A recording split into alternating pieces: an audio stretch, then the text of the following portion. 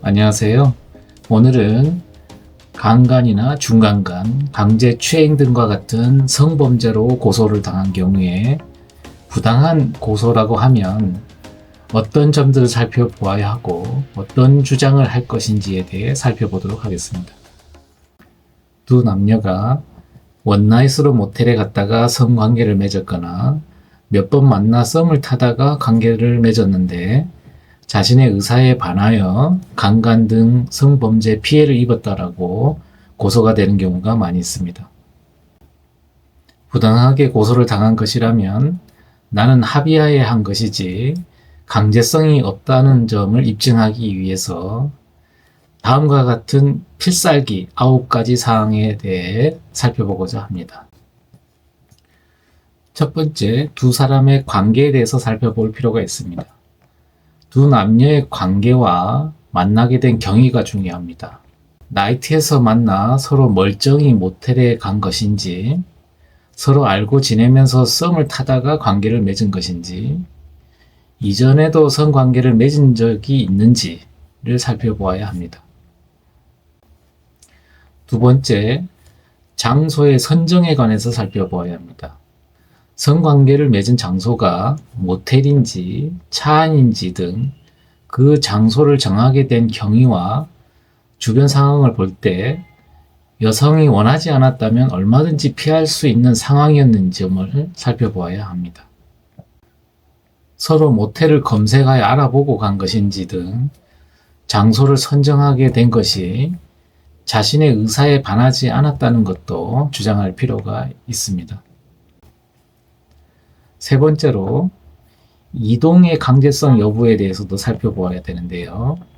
두 남녀가 모텔 등에 들어가면서 여자가 술에 만취하여 자신의 몸을 가누지 못한 상태에서 남자가 여자를 모텔 등으로 데려간 경우와 남녀가 멀쩡히 같이 모텔 등에 들어간 경우는 강제성 여부를 판단하는 데 중요한 판단 자료가 됩니다. 네 번째, 성관계 시의 강제성 여부에 대해서 살펴봐야 되는데요. 모텔 안에서 두 남녀가 어떤 대화를 나누었고 성관계를 시작하면서 여성이 스스로 옷을 벗었는지, 남성의 몸을 만지면서 서로 신체 접촉이 있었는지 등 여성이 한 행위에 대해 당시 상황을 자세히 살펴보아야 하겠습니다. 즉, 서로 합의하에 자연스럽게 성관계를 맺은 것이라는 정황사실을 설명해야 되겠습니다.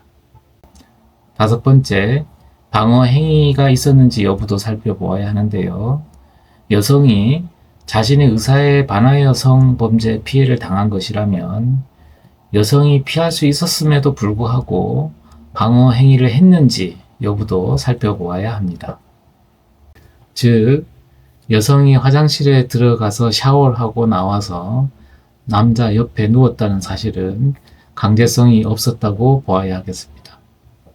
그리고 주변이 노출된 곳이라면 소리를 지른다든지 거부 행위가 있었는지도 주장하여야 하겠습니다. 여섯 번째로 성행위 후에 피해 주장이 있었는지도 살펴보아야 하는데요. 성폭행을 당하였다면 바로 피해 여부를 주장했는지를 살펴보아야 하고, 모텔에서 나와서 서로 어떻게 귀가했고 귀가한 후에 서로 어떤 대화를 나누었는지도 살펴보아야 하겠습니다. 일곱 번째로 상대 여성이 부당한 고소를 하는 이유를 살펴보아야 하겠는데요. 갑자기 돌변하여 여성이 고소를 한 이유가 무엇인지 살펴보아야 하겠습니다. 여성은 남편이나 부모, 심지어 남자의 여자친구에게 들통이 나서 위기를 모면하기 위해 강간당한 것이라고 주장할 수도 있고요. 합의금을 받아 내려거나 남자에 대한 불만으로 고소를 하기도 합니다. 여덟 번째로 성관계 후의 상황도 중요한데요. 잘 들어갔냐? 어제 좋았다. 언제 또 만날까와 같은 문자를 남겨두는 것도 좋겠으나 미처 그러한 내용을 남겨두지 않았다면 상대 여성이 의심스러운 말을 하기 시작하면 그러한 상황을 녹음 등으로 증거를 남겨두어야 할 것입니다. 여기서 주의할 점은 내가 잘못했다라는 말이나 내가 어떻게 하면 되냐는 말은 절대로 해서는 안 됩니다.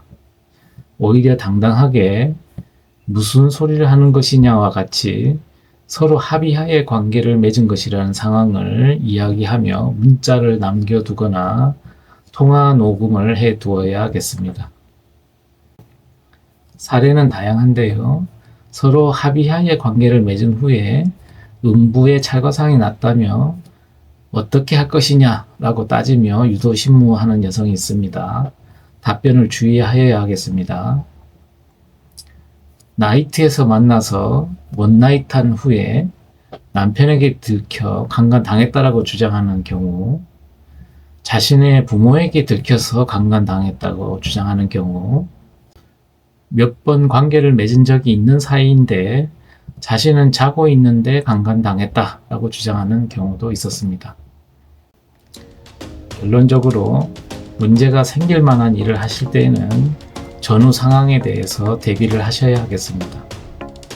미처 염두에 두지 못하셨다면 위에서 살펴본 9가지 필살기 점들을 살펴보고 강제성이 없었다는 주장을 하여야 하겠습니다.